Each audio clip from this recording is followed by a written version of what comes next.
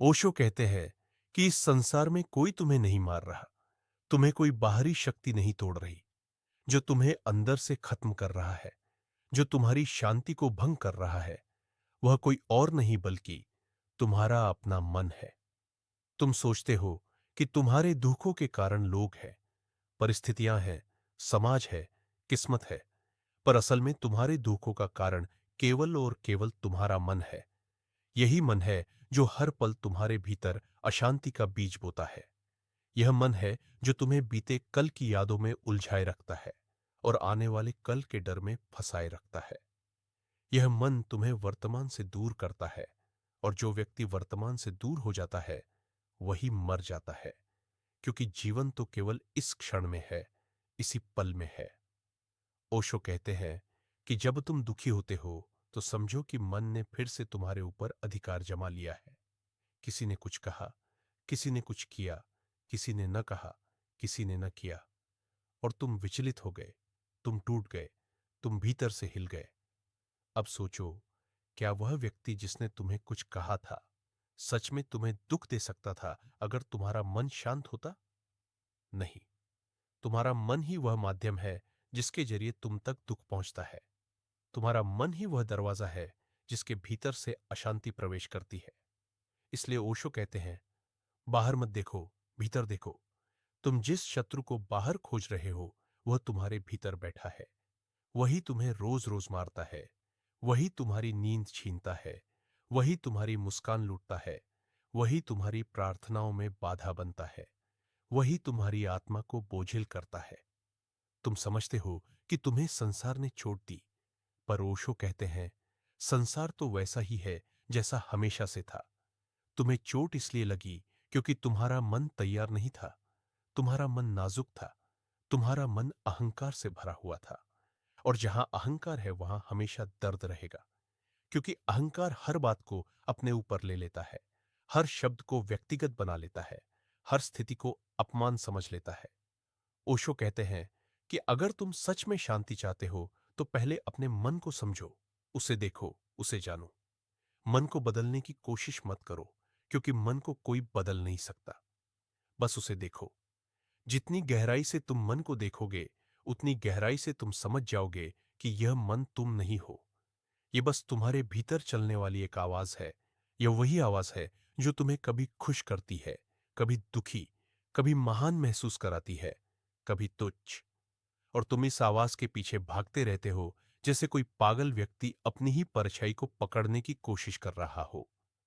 ओशो कहते हैं कि जिस दिन तुमने रुककर अपने मन को देखा, उस दिन से तुम्हारा जीवन बदलने लगता है, क्योंकि उसी दिन से तुम जान लेते हो कि तुम्हारा असली अस्तित्व मन नहीं है। मन तो एक यंत्र है, एक मशीन, जो समाज, माता पिता, शिक्षा, धर्म और अनुभवों से बनी है। और जो कुछ भी मशीन से चलता है वह जीवित नहीं होता।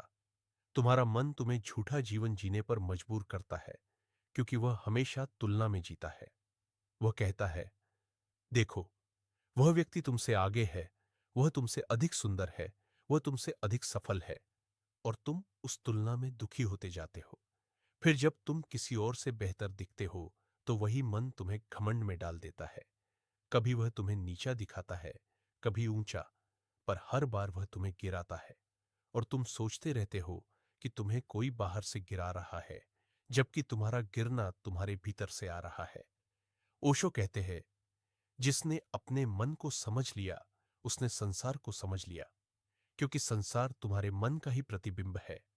तुम जैसा सोचते हो संसार वैसा दिखता है। अगर तुम्हारा मन गंदला है तो हर चेहरा तुम्हें गंदला लगेगा। अगर तुम्हारा मन शांत है तो पूरी सृष्टि तुम्हें संगीत जैसी लगेगी। जो व्यक्ति मन से परे चला गया वह कभी परेशान नहीं होता, क्योंकि अब उसकी शांति किसी पर निर्भर नहीं रहती।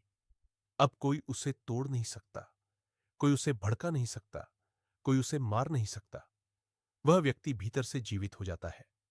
ओशो कहते हैं, जब तुम अपने मन से ऊपर उठते हो तब तुम पहली बार खुद को देखते हो, और वह देखने का क्षण इतना अद्भुत होता है कि सारा दुख मिट जाता है।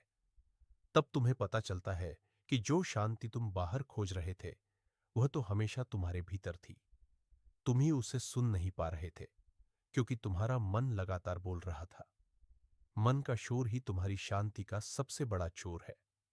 जब तक ये शोर है, तब तक तुम भगवान को नहीं सुन सकते, जीवन को नहीं सुन सकते, प्रेम को नहीं सुन सकते। और जो व्यक्ति सुन नहीं सकता, वह जी नहीं सकता। इसलिए ओशो कहते हैं, मन को समझो, उसे दबाओ मत, उससे भागो मत, उसे स्वीकारो। स्वीकार करने के बाद ही पार जाना संभव है। जो व्यक्ति मन को नकारता है, वह और उलझ जाता है, क्योंकि मन के साथ लड़ाई मन को और ताकतवर बना देती है। इसलिए बस साक्षी बनो। देखो कि मन क्या कर रहा है, कैसे वह तुम्हें गुस्से में डालता है, कैसे वह तुम्हें डराता है, कैसे वह तुम्हें झूठी उम्मीदें देता है। और धीरे धीरे जब तुम यह देखने लगते हो, तब एक दूरी बनने लगती है। तुम और तुम्हारा मन दो हो जाते हो। और वही दूरी मुक्ति है, वही दूरी शांति है, वही दूरी भगवान की उपस्थिति है। क्योंकि जब तुम मन से मुक्त होते हो, तब पहली बार तुम अपने आत्मा के संपर्क में आते हो।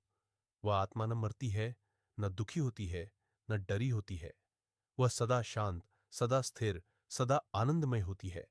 लेकिन मन उस पर पर्दा डाल देता है, जैसे बादल सूरज पर डाल देते हैं। सूरज तो हमेशा होता है, पर बादल उसे ढक लेते हैं। वैसे ही तुम्हारा आत्मा हमेशा तुम्हारे भीतर होता है, पर मन के बादल उसे छिपा लेते हैं। और जब तुम मन को पहचानते हो, तब वे बादल छाटने लगते हैं